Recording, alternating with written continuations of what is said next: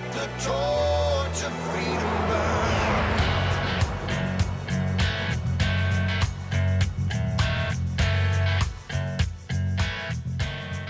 Welcome to the intersection of faith and the culture. It's WallBuilders Live, where we're talking about the hottest topics of the day from a biblical, historical, and constitutional perspective. And this is kind of a special day of the week. It's the one I look forward to the most. It's Good News Friday. It's a chance for David and Tim Barton to catch us up on some of the great things happening out there across the country, sometimes around the world. Most of the week, it seems like you only hear bad news, especially from major media. But God is moving in some awesome ways all over the country, and we love to bring those stories to you. So thanks so much for tuning in today on this Friday. By the way, find out more about us at our website, wallbuilderslive.com. That's where you can learn about the three of us that host the program, and you can also get archives of the program. Now, David Barton is our founder here at WallBuilders. He's America's premier historian. Tim Barton's a national speaker and pastor and president of WallBuilders. And my name's Rick Green. I'm a former Texas legislator. You can find out more again at wallbuilderslive.com, and that's the place to make that one-time or monthly contribution. But let's dive in, guys. Let's get to some good news. David, what's our first piece of good news today? Well, we're going to Westland, Michigan. In Westland, Michigan, the valedictorian there, Elizabeth Turner, was told by the high school that when she gives her valedictory address, you have to let us go through this and check it out. And, oh, by the way, you've got God in here. You can't do that. You have to take God out. You can't mention God in any way, shape, fashion, form. Ignore the fact that that is the national motto. Ignore the fact that as the heritage of Michigan and our state of papers. Ignore all of that. You can't say God if you're going to be the valedictorian of Westland High School here in Michigan. Well, First Liberty, Kelly Shackelford, those guys, they're the nation's largest legal group dedicated solely to religious liberty. They got involved with that. They got a hold of the school officials. They said, you might want to reconsider that. Here's what the law says. Here's what the courts have said. Here's what the Constitution says. And so the school backed down. And so she did get to give her valedictory address, and she did get to mention God. But here's the part, and that's all good news. But I just got a little commentary here that I have to just point out. Even though the school said, okay, we'll let her do it, the school said, but this is just a one-time exception. Don't expect us to follow the Constitution every time something comes up. We're only doing it because the legal group threatened us. Now, that's a real problem. I mean, this is a one-time exception to do something that's in the Constitution. That tells you something really clear about the school officials there, that rather than getting a lawsuit, they'll let her do it. It's a one-time exception. No, this is the constitutional right. It should be every year if a student wants to. And the second thing was they let her give her speech, but they added a caveat that they had this disclaimer saying, well, her speech is not endorsed by the school. Give me a break. Do they say that with anything else in that school? Do they say that when they say, oh, the pronouns have to be whatever the student wants and gender or LGBTQ? No, they say, if you're going to talk about God, this is not endorsed by the school. Guys, this is just another of the 1,400,000 indications that the philosophy of government schools is really so bad in so many areas. Yes, there's good people involved. There's good teachers. There's definitely good kids like Elizabeth here. But I mean, just the philosophy that we're going to give you a one-time exception to follow the Constitution because you threatened us. And by the way, the school, this is not a position the school holds that you can say God. And that's just crazy, crazy thinking. So despite a terrible government school system, the good news is that Elizabeth, strong to her faith, stood up, took on the system, beat the system, got to acknowledge God. Great stuff on the part of Elizabeth. And by the way, thank you, First Liberty, for being willing to come to the aid of people who want to exercise their constitutional rights. So really good news out of Westland, Michigan. This other one that I want to throw out is good news, too, and it comes out of Lubbock, Texas. And we talked in previous programs about how Lubbock had a city vote, and it was like, you guys remember, wasn't it like 70-30 that the city of Lubbock voted to be an abortion-free city? It was a very large percentage. I don't remember now exactly what the percentage was, but the vast majority of the city upheld they wanted to be an abortion-free zone. Yeah, it was like the 27th city to become an abortion-free city. And it was significant because that's the home of Texas Tech. And you would think that, well, generally, most university towns and most state capitals are very liberal. But here is a university town with 30,000 students. Overwhelmingly, they vote that we don't want abortions in our city anymore at all. And as this happens all across the nation with stuff like this, Planned Parenthood instantly filed suit because there is an abortion clinic there in Lubbock. And so Planned Parenthood filed suit. It went through the courts. As it got through the courts, the judge says, nope, Planned Parenthood doesn't win this. The city banned abortion in the city limits, And they actually, even in the city ordinance, allowed people to sue doctors who perform abortions, and that law is going to stand. Now, that is super significant. It's not often that Planned Parenthood has been losing cases like this when they challenge these kind of restrictions. What's even more amazing is that after that law went into effect, the abortion clinic there in Lubbock actually shut doors. They shut their doors. They would not perform any more abortions because the law said they can't. And a judge upheld that. And I do not recall the last time that I know an abortion clinic shutting down in a city because of a city ordinance or something like that. But this is really, really significant to me. It's one of the rare things that I've seen across America in the last 15, 20 years on the abortion side, where you actually have abortion clinics shutting their doors because the people in the community said, we don't want you here anymore. Well, speaking of people in community standing up and doing something, making a difference in their community like we saw in Lubbock, I have an article dealing with something with a southern border, and this was something that took place many, many weeks ago, and so at this point, some of this is already updated in a positive direction, but this was a sheriff from Kinney County. The sheriff is Brad Coe, and down in South Texas, the Del Rio area, there's so much illegal immigration happening across our southern border right now. And at this point, the Biden administration has said, we're not really going to do anything about it. The Biden administration announced they're going to have 87,000 new IRS agents, more than doubling the size of the IRS, which the IRS targets American citizens and trying to take more money from American citizens. So he didn't want to put more agents on the southern border to protect Americans from the inflow of whoever's coming across the border. But Wait a minute. Did you say it just doubled the size of the IRS? Yes, it's more than doubling the size of the IRS. Oh, my gosh. Correct. And IRS, we heard recently, had SWAT teams as part of the IRS. Why do you need a SWAT team for tax enforcement? We're talking 87,000 agents. And when you're talking agents, a lot of those people are going to be armed. Yeah, so it's really silly to see the current presidential administration, their mishandling of the border. And I'm saying it's really silly to see. It's really devastating. It's a crisis. It's a major problem. It's not really silly. It's really dumb on a lot of levels. But let me back up to the sheriff from Kinney County. So he's down in the Del Rio area. And this sheriff said that we're going to do something locally. He said, we can't solve the national problem, but we're going to do something locally. He says, I'm going to start here. If we catch them, we're going to start prosecuting these people that are trespassing on y'all's property. We're going to hold these people accountable. And so one of the things they're doing is they're going to charge illegal aliens with child endangerment, with criminal trespass. And this was before. Governor Abbott then came out just a week or two after this and said that Texas was going to start actually following what this sheriff is saying, that Texas is going to start following this policy, and the state of Texas is going to start criminally charging these people with what they're doing. And the criminal charges go along with 6 months to a year in jail. But what's really great to me, the good news about this article is you had people who were looking at so many federal issues, and they said, we can't solve the federal problem, but we can solve this problem right here. We will start locally. And this is the attitude that we are seeing more and more happen around the nation. And one of the things this article highlights is that the Border Patrol, looking at the crisis on the southern border, the Border Patrol detects a daily average of more than 1,000 illegal aliens who evade capture every single day along the southern border. And they said it's impossible to really determine how high that number might be, but the estimate is at least 1,000 people a day that are coming into America undetected. So the estimates are we're going to, by the end of this year, we will have caught roughly 2 million people that have come across the southern border. And we know, unfortunately, many of those are being turned loose under Biden administration policies. What's super interesting about this is the Border Patrol, and this is down in the Del Rio section, the Border Patrol section down there, they have apprehended illegal aliens from 70 countries. Now, again, this is significant because one of the things we hear is people are seeking asylum. When you are seeking asylum, you go to the nearest nation to you that will take you in. Kind of a newsflash, there are not 70 nations in Central America, so you have people literally coming from around the world coming across the southern border, and the Border Patrol has identified the number of sex traffickers is astronomical this year, what they've already caught, as opposed to last year, or criminals in general. This year, they've caught more than 813 convicted criminals compared to 161 in all of 2020.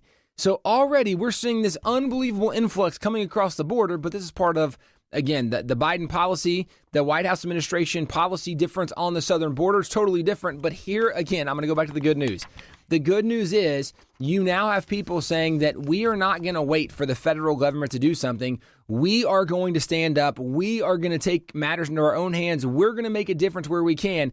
Guys, this is encouraging as we are seeing more and more people around America not waiting for the federal government to solve problems where they're saying we're going to do something. And so, man, major props to Sheriff Bradco from down in Kinney County.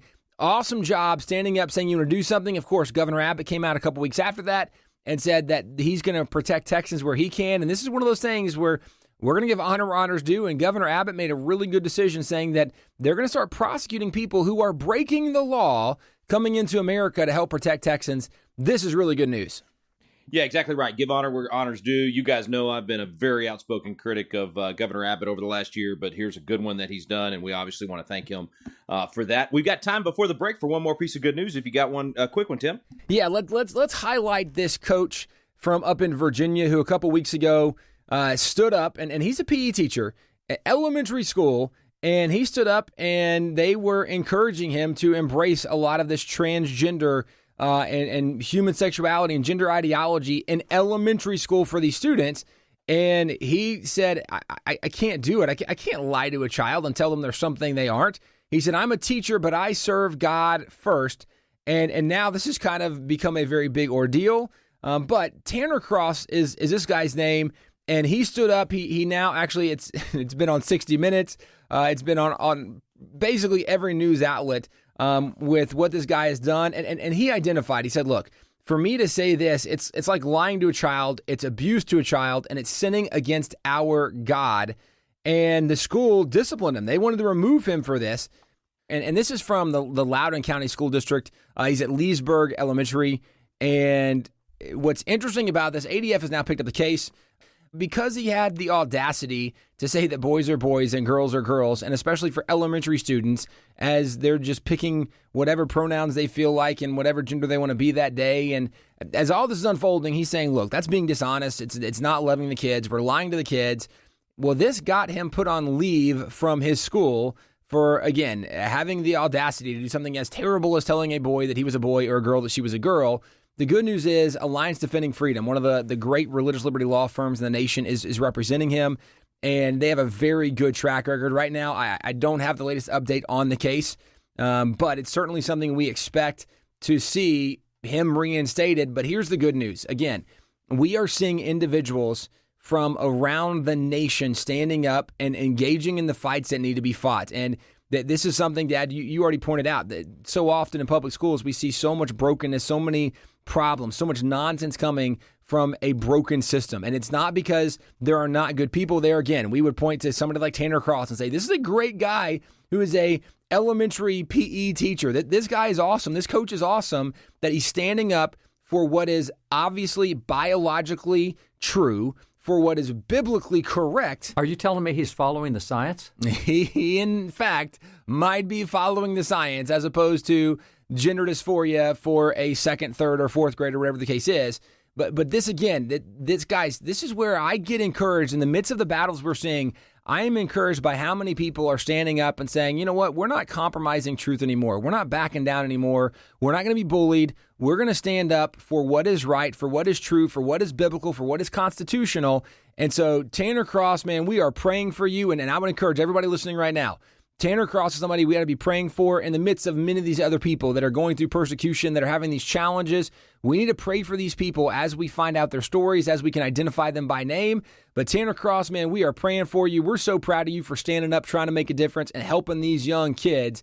And this is really good news coming out of a school in Virginia, that there is a coach like Tanner Cross who is going to be honest about the science, but also stand up for biblical truth.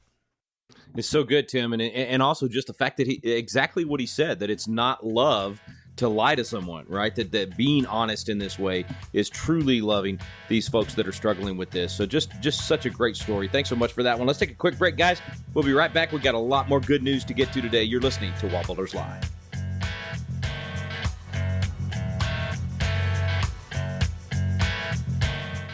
Hey guys, we want to let you know about a new resource we have here at WallBuilders called The American Story. For years, people have been asking us to do a history book, and we've finally done it. We start with Christopher Columbus and go roughly through Abraham Lincoln, and one of the things that so often we hear today are about the imperfections of America, or how so many people in America that used to be celebrated or honored really aren't good or honorable people. One of the things we acknowledge quickly in the book is that the entire world is full of people who are sinful and need a Savior, because the Bible even tells us that all have sinned and fallen short of the glory of God. And yet what we see through history, and certainly is evident in America, is how a perfect God uses imperfect people and does great things through them. The story of America is not the story of perfect people, but you see time and time again how God got involved in the process and used these imperfect people to do great things that impacted the entire world from America. To find out more, go to wallbuilders.com and check out The American Story. We're back here on WallBuilders Live. Thanks for staying with us today. It's Good News Friday today. Let's dive right back in. David, what's the next piece of good news? Rick, I want to go to a unanimous Supreme Court decision. I think we covered some of this a couple of weeks ago. I think Tim covered some of this, and it dealt with the thing we've seen with Biden administration being aggressively anti-Second Amendment. Last couple of sessions, we've seen states passing what are called red flag laws that allow them to go in and take guns from people they think might become a problem someday. And so we looked at it from a Second Amendment standpoint, but there's another aspect of this case that I think is super important here. And it goes back to a clause of the Constitution, the Fourth Amendment of the Constitution, part of the Bill of Rights. That's actually part of the due process clauses from the Fourth through the Eighth Amendments. But the Fourth Amendment says the right of the people to be secure in their persons, houses, papers, and effects against unreasonable searches and seizures shall not be violated, and no warrant shall issue but upon probable cause, supported by oath or affirmation, and particularly describing the place to be searched and the person or things to be seized. Now, this is a super important amendment in the Constitution. It goes back to an incident that happened in 1761. Before 1761, the British were using search warrants, but the search warrants were, they gave a blank warrant to the officer and said, go look in the home, and if you see something that's wrong, fill out the search warrant, and that's what you were looking for all the time. So they're going these blank search warrants that don't have anything specifically listed. They would dig around in your home till they found something they thought was illegal. Then they would fill in the search warrant and say, that's what I came for. They would take it, and you would end up in court somewhere. And so in 1761, James Otis, who is a great founding father, he was the mentor of Sam Adams and John Hancock and John Adams and these guys. In 1761, he argued in a case in the British courts against what were called writs of assistance. And a writ of assistance was a blank search warrant. It assisted the officials to find out if something was wrong. So he argued against it. He said, look, a man's home is his castle. You don't just go into somebody's house because you want to. In British law, we have this principle that a man's home is his castle. And you can't go in and just search because you hope something's wrong or you think something might be wrong or you're going to search and see if something's wrong. And so the result of that was, and this is what we had the Fourth Amendment for, was you cannot go into anybody's home and look for anything at all unless you have a search warrant. And unless that search warrant has been brought to a judge and the judge has seen substantial evidence and the people who gave that evidence are giving their oath that they saw it. In other words, this is the kind of stuff you would expect in a trial. If you have a trial, the witnesses are sworn in, they give testimony, they take an oath, and yes, they're telling the truth. And so you can't even have a search warrant if it doesn't have substantial evidence behind it. Well, that came out of what were called writs of assistance back in 1761. So what happened in this case that was covered a couple of weeks ago, we talked about Second Amendment. The police went in and took guns out of the house. But the deal was it was a warrantless search. They did not have any kind of a search warrant to go into that house and take guns. And so what's significant is the Supreme Court in a 9-0 decision.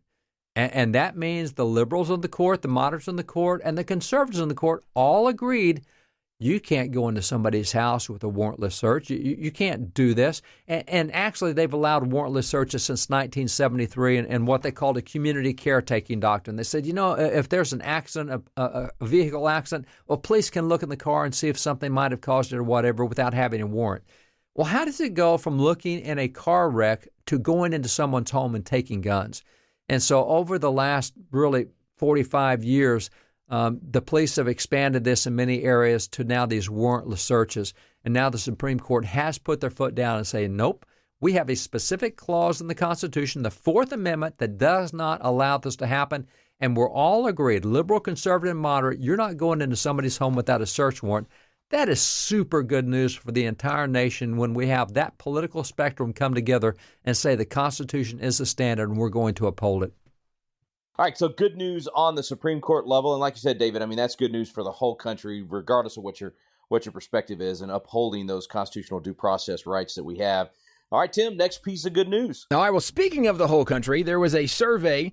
Actually, in May, there was a poll that was done, and it was asking people where they stand on the issue of transgender athletes. Should people that are biological males but identify as girls be allowed to play in girls' sports? And it goes both ways. If someone is a girl and identifies as a boy, should she be allowed to play in boys' sports? Where's that breakdown? And so what's interesting about this poll is, first of all, 62% of Americans oppose allowing transgender girls to play on biological girls' sports team. And again, a transgender girl is someone who's a biological male but identifies as a female.